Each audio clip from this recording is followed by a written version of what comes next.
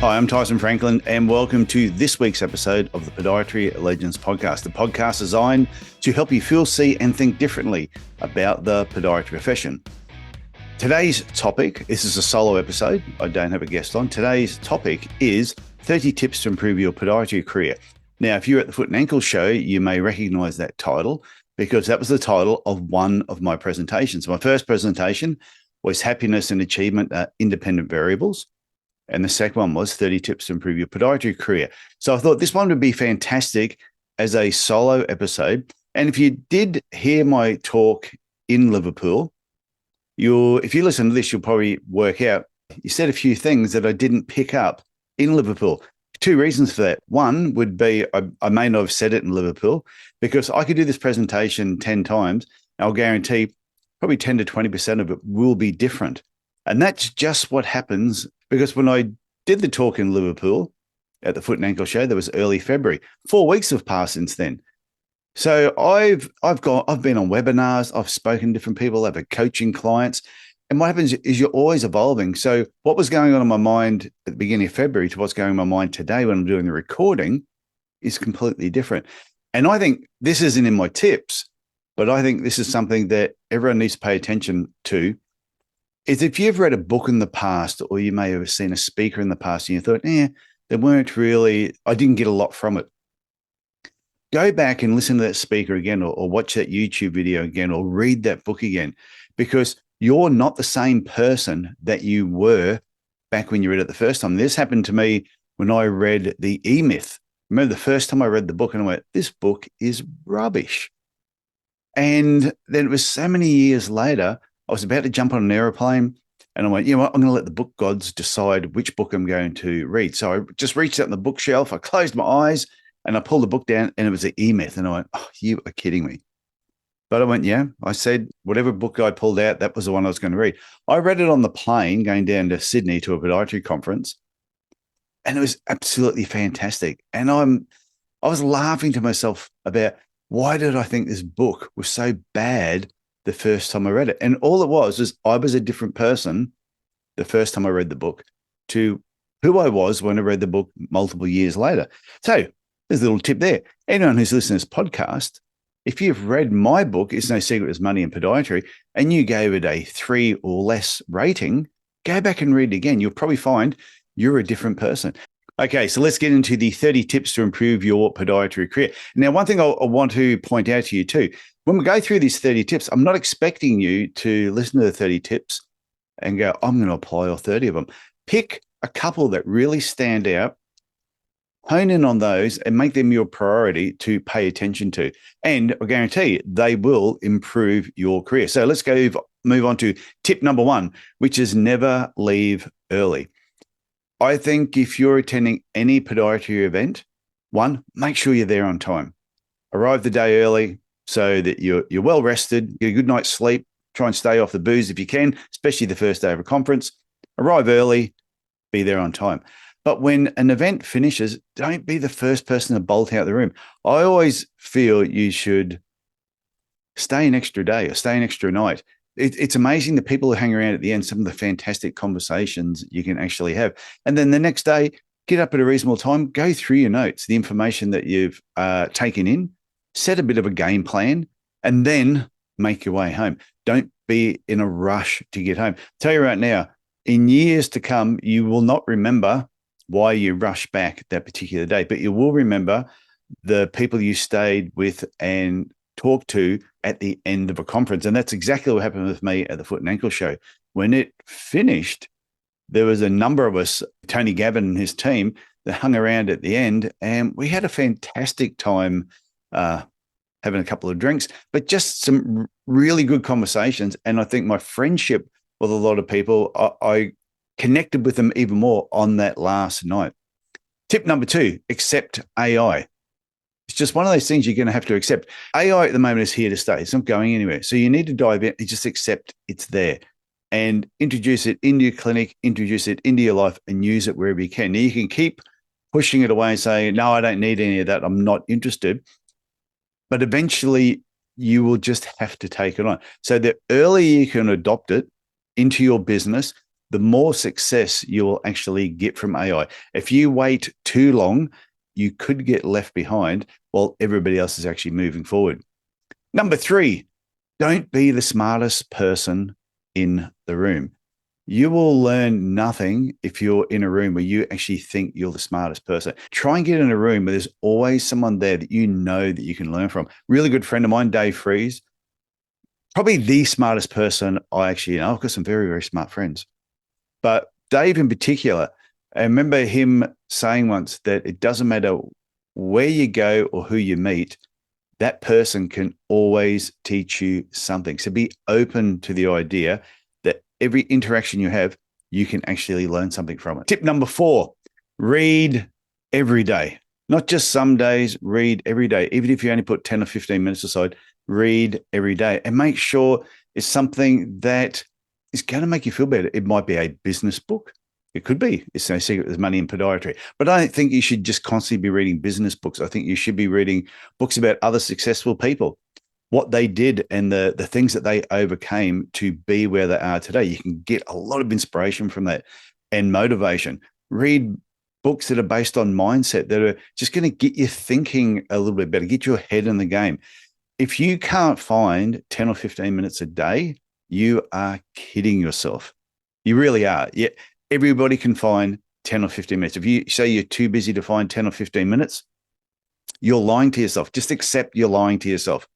Go to your diary, block out 10 or 15 minutes and read something. Like I love reading marketing books. I love reading business books, but I also love reading books about other people's success. And I do love reading books that actually challenge my thinking, but actually make me feel better after I've read them. Tip number 5 is stop hiding what you do on social media. And regardless of the platform, make it really clear that you do podiatry. I've seen some people's Facebook pages where I've gone through it and I tell you, I wouldn't know they were podiatrists because I have a Facebook group called the Podiatry Business Owners Club. If you're not already a member of the Podiatry Business Owners Club, come over. All you do is answer 3 simple questions and I'll let you in. But sometimes I've had people will fill in a few things, put an email address, and I look at them and go, okay, I'm just going to check their profile to find out if they are actually a podiatrist. And I tell you, sometimes it is really difficult to work out if the person is actually a podiatrist or not. Sometimes I've had to look at who their friends are. Do we have mutual friends? And I've hunted down through there and I found out, they are a podiatrist. But I go through all their social media and it's almost like they're embarrassed to tell people they're a podiatrist. And I know some people have said, I don't want to post things about my podiatry business because I don't want to annoy my friends. I'm thinking if they're friends, they won't get annoyed. And that same person that has actually said they don't want to annoy their friends, I've seen them post multiple things about their friend's dress shop or a shoe store down the road that they do not own. Or it might be a restaurant that one of their friends own and they talk about that all the time. And their friends post things and tag them in it. So I'm thinking, if you can do that for everybody else's business, do it for your own business. Be proud of what you do and put it on your social media pages. And if it pisses off your friends, they're not friends. I do this with the podcast. I'm always posting stuff about the podcast on my personal page. And I know all my friends see it. And they often ask me, how's the podcast going? Your friends will do exactly the same thing. And don't assume they're always going to remember that you're a podiatrist if you don't tell them. Because your friend will be at work and a friend of theirs or a colleague will say, I've got this foot problem.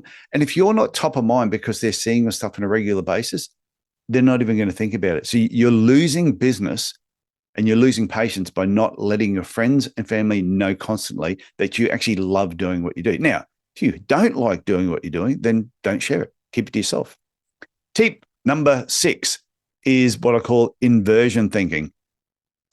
And pretty much it's the easiest way to describe it. To solve a problem, you may find the solution faster if you think about how not to solve the problem.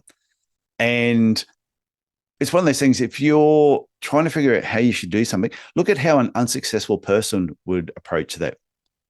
And then don't do what they would do. Think about if you wanted to do something, if I really wanted to bugger this up, what would I do to make this not work? and then do the exact opposite. So inversion thinking is thinking about how not to solve the problem and then doing the exact opposite. It's a great way of actually finding a solution sometimes to something that might be going through your mind. You might be thinking, should I do this in my clinic? Should I introduce this particular service? Think about all the reasons not to have that service in there, and then you'll probably find all the reasons to have the service there. Number 7 is find your difference. We all have something that I think makes us unique, and you need to bring that into the forefront of your business, whether it's on your website, whether it's part of your clinic. And I think you're going to be a lot happier. And if you don't own your own business at the moment, still you need to bring these skills to the forefront. For example, I was going to be an art teacher. And because of that, I have a creative background, which is probably why I play the guitar. I've written a couple of books. I do different drawings. I have a very creative sort of mind.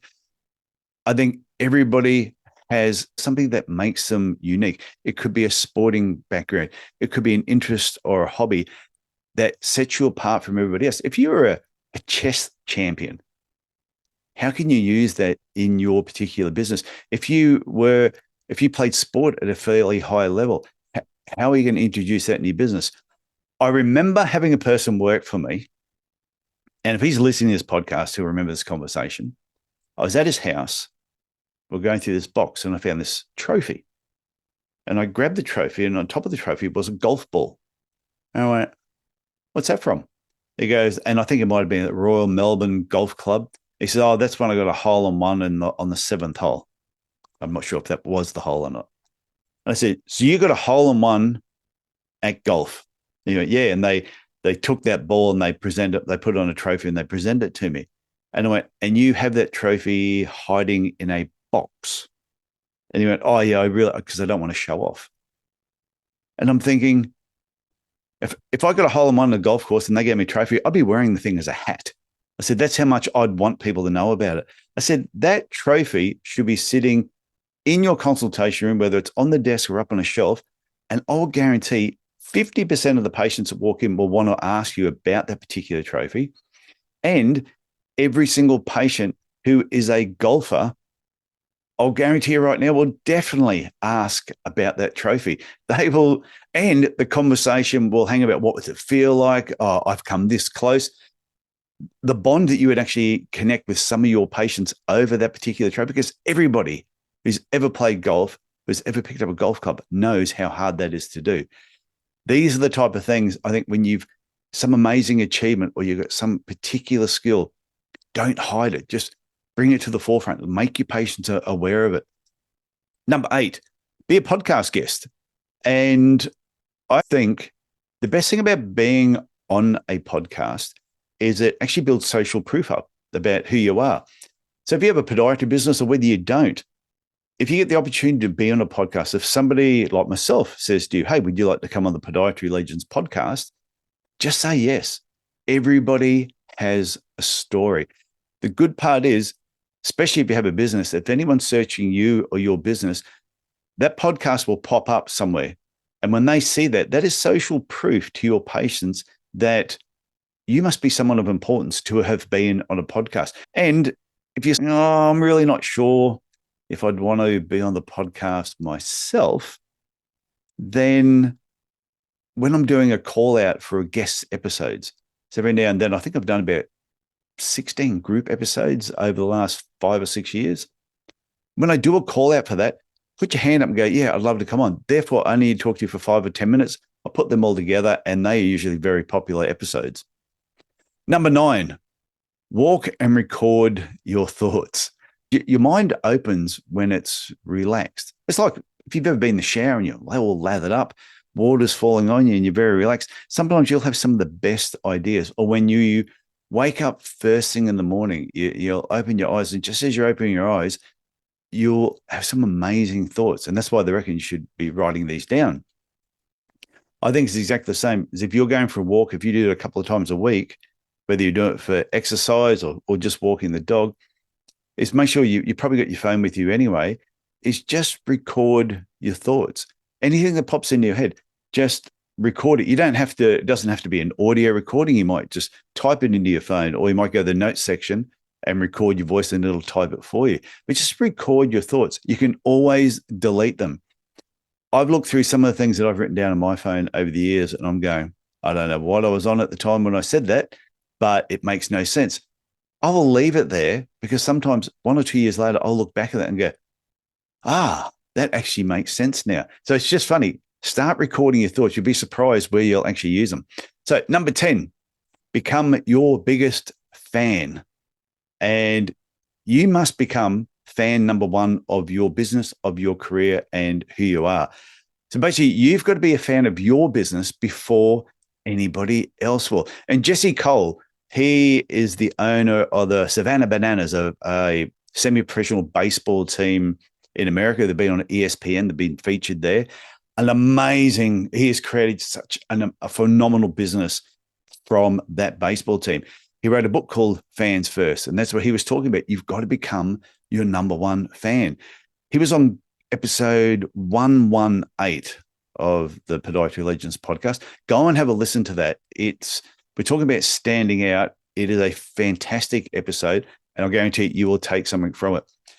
Tip number 11 is help patients avoid decision fatigue. And so therefore, give them less treatment options. You might be surprised, but throughout the day, we have hundreds of decisions that we have to make. And a lot of times we're totally unaware that we're even making those decisions. So you wake up in the morning, what shirt are you going to wear? I've got multiple sets of glasses. What glasses am I going to put on? What footwear are you going to wear? So just getting dressed, what you're going to have for breakfast, what time you're going to leave, when you drive to work, which way you're going to go. Because usually there's 1 or 2 ways that you can actually drive to work.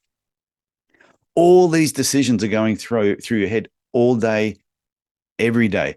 So, and realize that at the end of the day, you can have decision fatigue, that you get really tired and you don't want to be making any more decisions. Realize your patients are going through exactly the same thing. So if they're coming to you at the end of the day and you're presenting to them a really elaborate treatment plan that's got, here's 5 different options on what you can do, I always say a confused mind says no. So if you're presenting 5 options and they're like, oh, I have to think about it, I've got to talk to my wife, my accountant, the cat, you probably find it's just they don't want to make a decision. So sometimes give them less options to choose from. I used to only give my patients 1 option. This is what I think is the best for you. Or don't even give them the options. Just say, this is what I think you should do next. And a lot of times patients want you to guide them. They want you to help them make the right decision. And I always think, you would never give a treatment plan to someone that doesn't deserve it. So if you 100% feel that that is the best treatment for them, then that's what you should present. And you should also tell them, I think this is the best treatment for you. Okay, tip number 12 is be aware of self-fulfilling prophecies. And I used to say years ago, let's go back many, many years ago, decades, we used to say April is our quietest month. So I used to say to my team, hey, if anyone wants to take holidays, April is the best time to do it because it is the quietest month. It's always quiet in April. Don't know why. It just is. Then I had a hairdresser come into the clinic one day. She's a very successful hairdresser. And she said to me, however busy you are in one particular month is a reflection of what you did the month before. And I went, oh. So I started to wonder, was April quiet because I wasn't doing as much in March? And therefore, was I making April quiet, being totally unaware of it? So this was, I can't remember what time of the year it was, but I just decided, you know what, no matter what I do each month, I'm just going to keep doing it each and every month. I'm not going to make any changes. So I thought, heading into April and through April, it's going to keep doing the same thing. All of a sudden, that next April was one of the busiest months we ever had because I didn't make it a self-fulfilling prophecy. The only problem was I told my team, if you want to take holidays, you can take it in April. And some of them did. And my God, was it busy. So just be aware of that. If you have a quiet month or something is happening in your business, just realize, is that really what's happening? Or are you doing things subconsciously and making that actually come to realization? Just be aware of it. Number 13, your number one asset is you. So look after yourself. take time off, recharge the battery. What I've started doing this particular year, and this is one of the books I recommend people read, it's called The 12-Week Year. And the 12-week year is all based on, instead of looking at your whole year, setting goals and going, this is what I'm going to achieve, what they realize is most people don't do too much until about the last 12 weeks of the year. And they go, oh, I said I was going to do this. So they start doing it. So the idea of the 12-week plan or the 12-week year is to break a year into 4 12-week segments. And on the 13th week, you can actually have a rest week. So you set goals and you push yourself for 12 weeks. And on that 13th week, you actually, it's a week all about you. You can either take the time off or you can just relax and not be pushing as hard. So for myself now, I will work for 12 weeks and then I have a week off, which is Tyson's week. And I'll do whatever I want in that week. I won't be doing coaching calls. I won't be recording any podcasts. Everything will be pre-programmed in so I can actually have that week off and just relax. My next one that's coming up, I'm going to Mission Beach for a few days, which is a beautiful place. And that will be at the beginning of April because that will be on my 13th week. But just remember, you need to look after yourself. If you don't look after you, nobody else is going to. And I know some people go, oh, but I'm so busy. If you do not look after yourself, it is going to affect your health. And you talk to anyone that has been in business for a long period of time, and they look back and they will say that if you work too hard, if you burn the candle at both ends, it does affect your health. So please look after yourself. Number 14, use your team more. Stop trying to do everything yourself. And I know as business owners, when we first start, I think one of the things that happens is because usually when you start your business, it's just you. And you just do everything yourself. And because you do everything yourself, even when you bring on team members, it's sometimes hard to let go of things that you know that you do well. Are you hanging on to tasks that you should be getting your team to do? Don't try and do everything yourself. One, it'll free up your time, but your team will also become happier because their job will become more interesting if you give them other tasks to do. Number 15 is find their superpower. And this is every person that works in your team will have a superpower. And it's really up to you to find it. Because if you don't, they will leave. And to give you an example, you might have a particular person that works for you who's fantastic on the telephone at maybe rebooking appointments or reactivating patients or following up recall letters. Or they might be great at just handling complaints. They might be better with billing. They might be good at writing blog articles or fantastic on social media. Everybody has a superpower. So if I was working at a podiatry clinic myself, my superpower would be my creativity. They need to tap into that. They want me to sit down, help them work out marketing plans or just better ways of writing things. I also love writing, as you probably know. Tap into that. And I always say there's 2 types of superheroes. The first one are the frustrated superheroes who have to hide their superpowers. Superman, Spider-Man, Batman, all frustrated buggers. And the reason they're frustrated is because they couldn't tell anyone who they were. That they had to wait until they put their costume on before they went out there and saved the world. But then you have a look at the happier superheroes, Iron Man, Captain America. Everybody knew who they were. Even if you think like Wonder Woman, God, she used to get frustrated all the time when she had to wait until she twirled around before she turned into Wonder Woman. She couldn't just be Wonder Woman.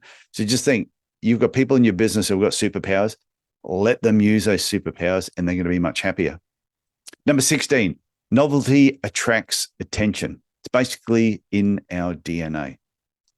And we just notice things. And the reason it's in our DNA, if you go back to good old caveman times, we're all sitting around in the cave chatting with each other. And if somebody went for a walk and they noticed a brown lump up on top of the hill, they might go, ooh, it could be a bear. So they come back and they say, hey, I noticed something up on the hill up there. So when you come out, you might want to go to the right, don't go to the left.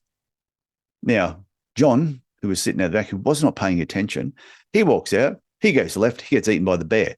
His DNA and that whole line of his family is now ended. And all the people who listened, who went right, remember that, hey, things that stand, you got to pay attention to things that stand out. So you can do the same thing in your clinic. I'm not saying put a bear inside your clinic, which would stand out. But Move things around, change things, put different pictures up on the wall, paint, use color. In my clinic, we didn't have like normal consultation rooms. Each consultation room had the emblem of a superhero on the door. So we had the Superman room, Spider-Man room, Captain America. We had a bit of fun with it. And patients noticed that and they actually talked about it, especially kids. They thought it was absolutely fantastic. So number 17, put your favorite services center stage. Yeah. What do you like to do most? Or which are the services that you want to do more of? Don't hide them on different pages on your website. You got to dig through and find it. If you want to do more orthotic patients, if you want more running patients, if you want to see more children, bang, that should be the first thing that people notice when they come to your website.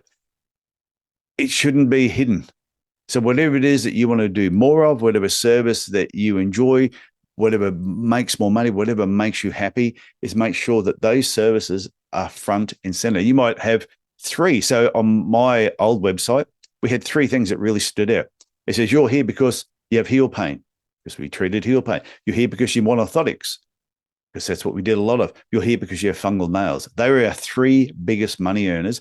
So when you came to our website, they were the three things that really stood out. So you need to do the same. 18, understand your real competitors. You're not in competition with other podiatrists.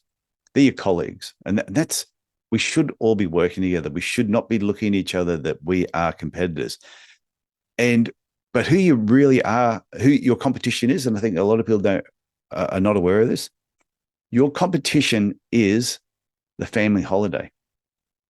When you're saying to a patient, hey, you need to get this done, or your children, your three kids need this, and the person's looking at that treatment plan or how much it's going to cost, they're weighing that up against the family holiday or the car that's just about to be serviced or the car that's broken down and needs to get fixed or the school fees are about to come up. These are your real competitors. So be aware of that. It's not the podiatrist down the road. It's life. It's stuff that happens with your patients, things that financially can put a burden on them, but also, like I said, just the family holiday, them looking forward to that. Oh, do we get little Johnny the orthotics or do we spend an extra night at our accommodation? So be aware. 19, if you're not happy, make changes.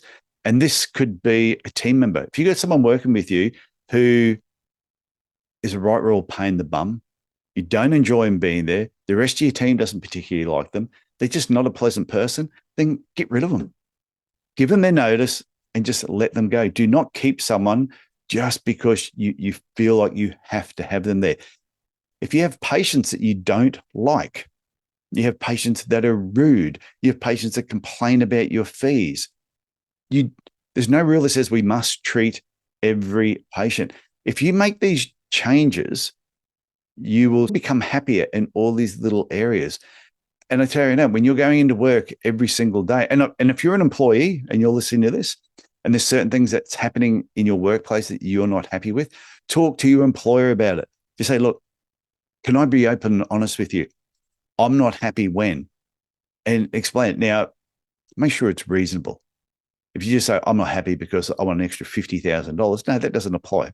You're going to still be unhappy. But if there's certain patients you don't like treating, let them know you don't like it. Like everyone who's listening to this podcast, I don't even need to tell you, I don't like ulcers. So if I had to work somewhere and they said, Tyson, I need to see that ulcer, I just wouldn't be a happy podiatrist. So if you're not happy, make the changes.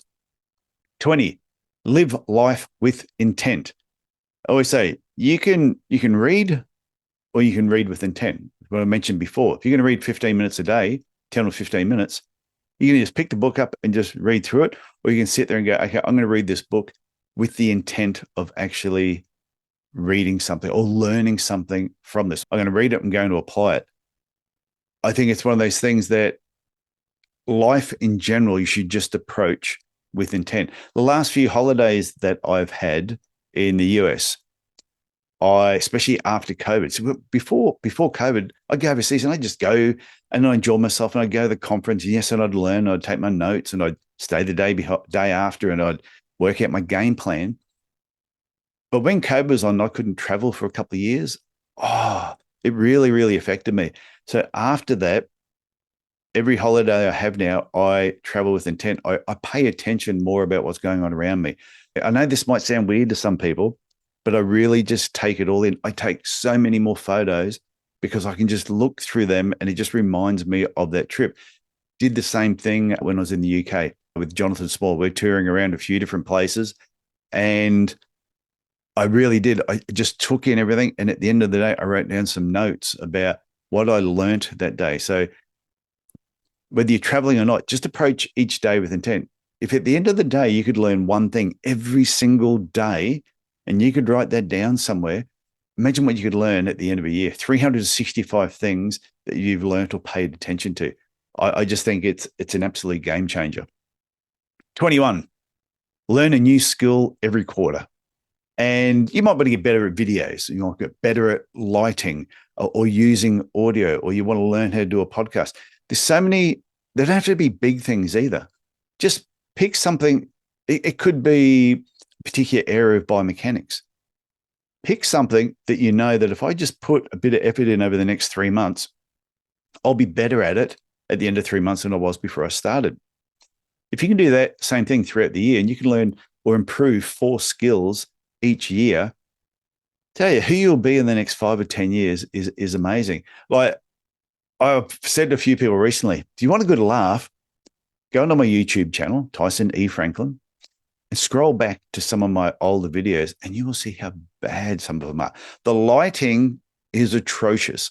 I've got this boom sticking in front of me where the microphone was, everything about them. The audio was okay, but the lighting wasn't too good. And I look at them now and I just shake my head. But they always say 80% and out the door is better than 100% and in the drawer. So you need to get started. If you want to improve, you need to get started. That's the important thing. But think about some things you would like to learn this year, note them down and go, okay, this quarter, I'm going to focus on that and just get better at it. Number 22 is 2 is 1 and 1 is none. And this is all about preparing for the worst and expect the best. So this is a military term that was used in the Marines.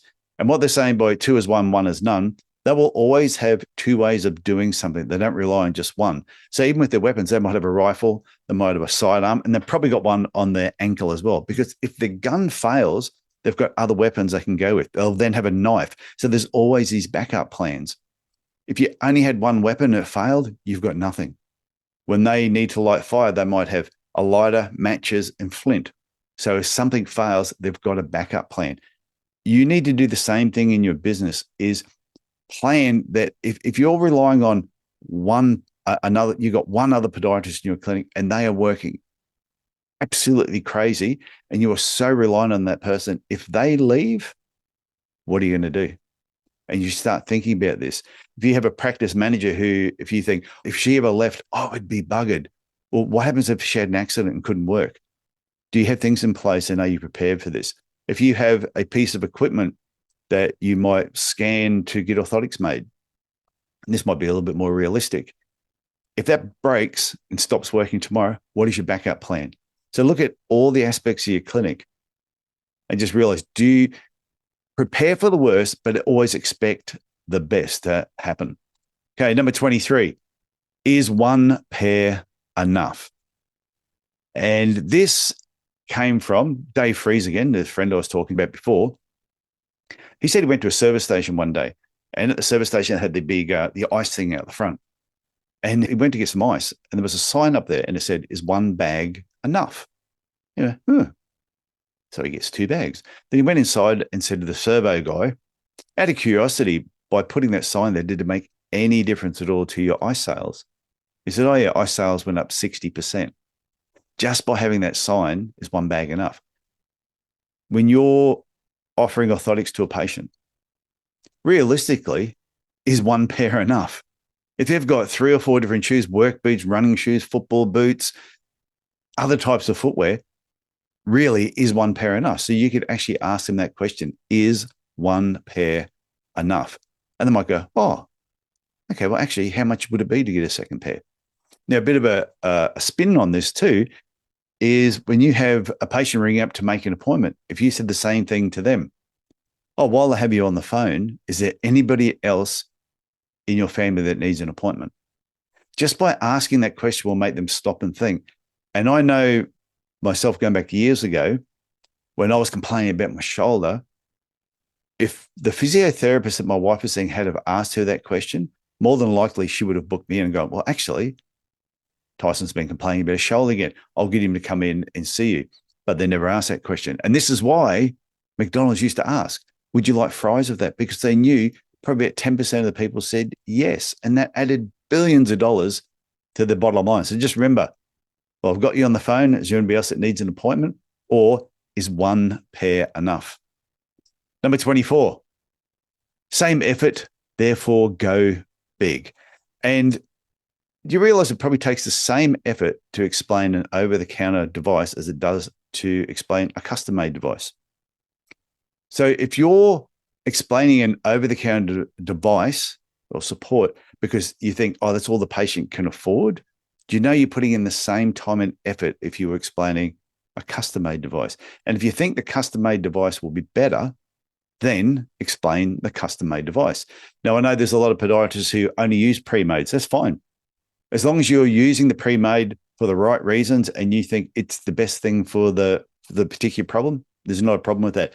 But if you're only choosing the pre-made because you're concerned about what the patient can afford and a custom-made may be better, then it's the same effort. Just go big and explain the custom-made device. Okay. Number 25, create a Facebook group.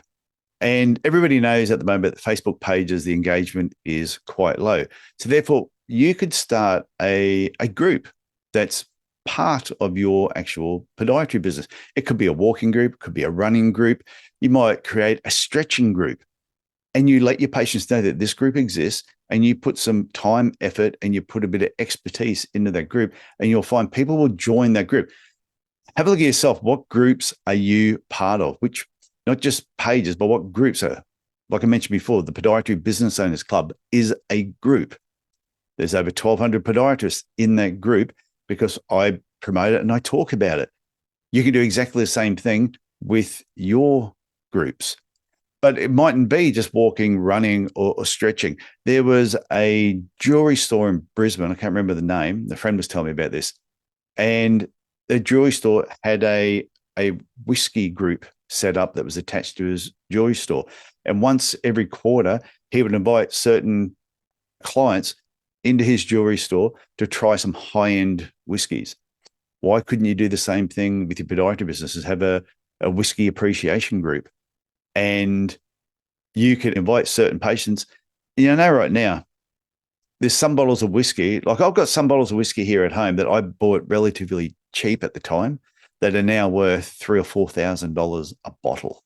Yeah, that is just absolutely crazy. I did not pay $3,000 or $4,000 a bottle. I got them years and years ago, just hadn't opened them. And then all of a sudden they just went up in value. I tell you right now, if I had patients and I said to them, hey, I'm about to crack open a Habiki 30-year-old whiskey, anyone that is aware of whiskey would know how expensive that bottle of whiskey is. They would turn up at my clinic, they would all have a taste, and they would all very much appreciate it. So just think about, yes, you can set up these sensible groups for walking, running, stretching, health benefits, all that type of thing. But you can also set up groups that have got really nothing to do with podiatry, but it might be something that your patients are actually interested in. 26, C players don't like KPIs. And so don't get sucked into their game. And this applies to employees and employers because KPIs are key performance indicator. It's not something you measure so you can punish people. It's something you measure so you know if the job is actually getting done properly. I know if I work somewhere and they didn't have KPIs, I would not work there because I want to know when I'm doing my job, I want to know if I'm performing at a standard or above what they're expecting from everybody in their team. And most of the times, the people that complain about KPIs don't understand KPIs, or they've worked for people, they've worked for an employer or a boss who doesn't understand what a KPI actually is. They're using it to punish people, and it shouldn't be for that. It should be there to encourage people to improve. And it's also, if you're measuring KPIs the right way, and you have a team member that has something going on in their life and they're a little bit flat or a little bit down, key performance indicators will let you know that this is actually happening. And you can approach them and say, hey, is there something going on at home that I'm unaware of? That's what KPIs, that's the power of KPIs if you use them properly. Number 27, work on your mindset every single day. Mindset eats strategy all day long. And perfect example, if you're in a really positive mindset, you're in a really good mood, life is great, and you're looking at different marketing opportunities, you're going to look at completely different to if you're feeling defeated, you're a bit depressed, you're a bit down on yourself. That's when you make bad decisions. So you should be making an effort to constantly be working on your mindset. Try and keep yourself in a positive manner. And the best way of doing it is reading books, listening to positive podcasts, like the Podiatry Legends podcast, but hang around people that also have a positive outlook on life.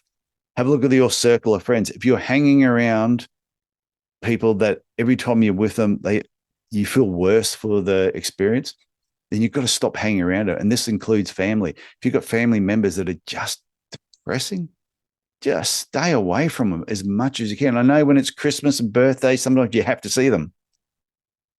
But if you don't have to be around them all the time, then pull back a little bit. Try and find a circle of friends that make you feel good. I have a fantastic circle of podiatry friends that I can call upon at any time. And every time I'm with them, I just feel so much better for the experience. That's what you want to do as well. Okay, number 28, simplify everything.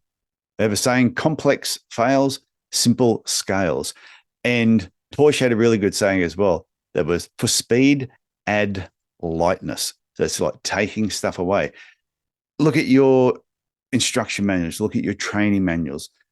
Look at everything you're basically doing and go, can it be simplified? Does it have to be as complicated as what it is? If you've got 10 steps to do something, do you really need 10? Can it be broken down into 5? So just think, are you overcomplicating things?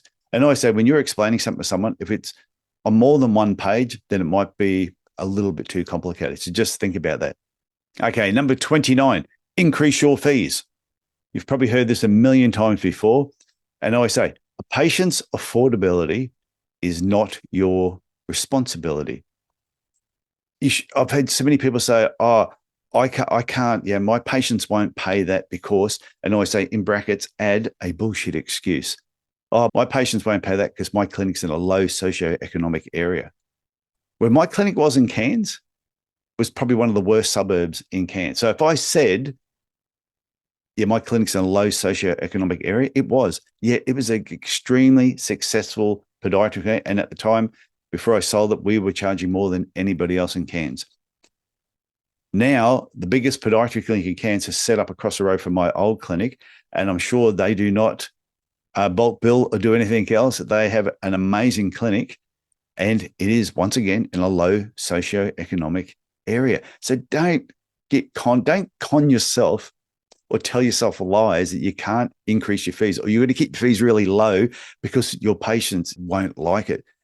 You should be charging what you're worth. And if you want to provide a great service to all your patients, you want to be able to buy the latest equipment, invest back into your business, take some really good holidays yourself and look after your family, then you've got to be charging what you're worth.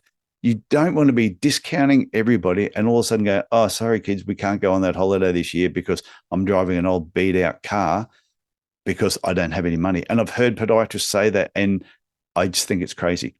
Charge what you're worth. And if a patient is going to leave you and go somewhere else over $5, then you don't want them in your business. So just think about that. Tip number 30 is what I call flip it.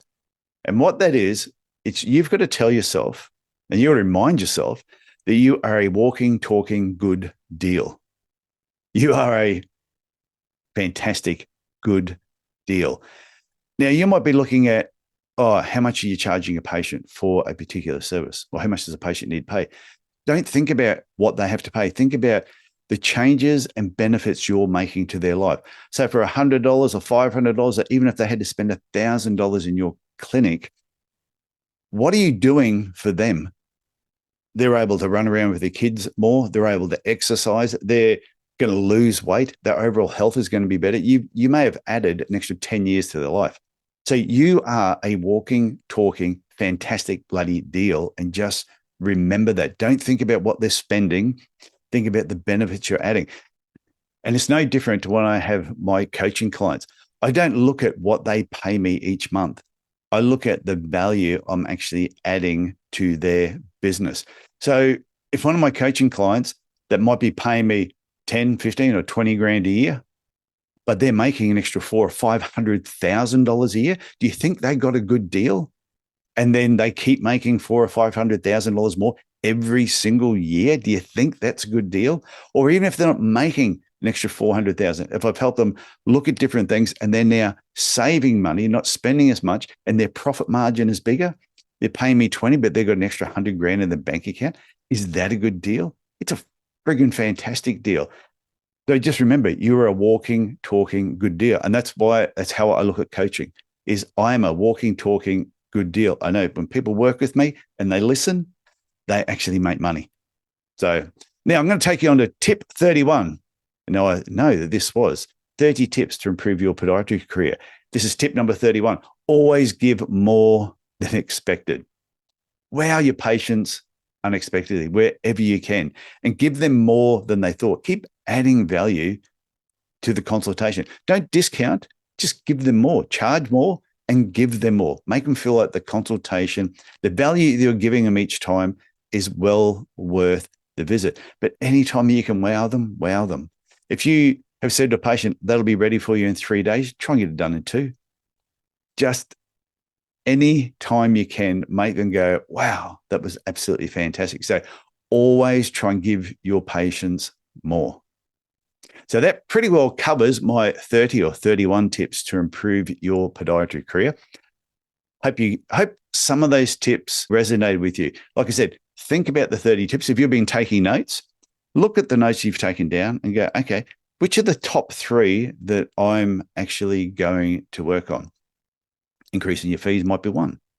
Flip it might be another thing, that you are a walking, talking good deal.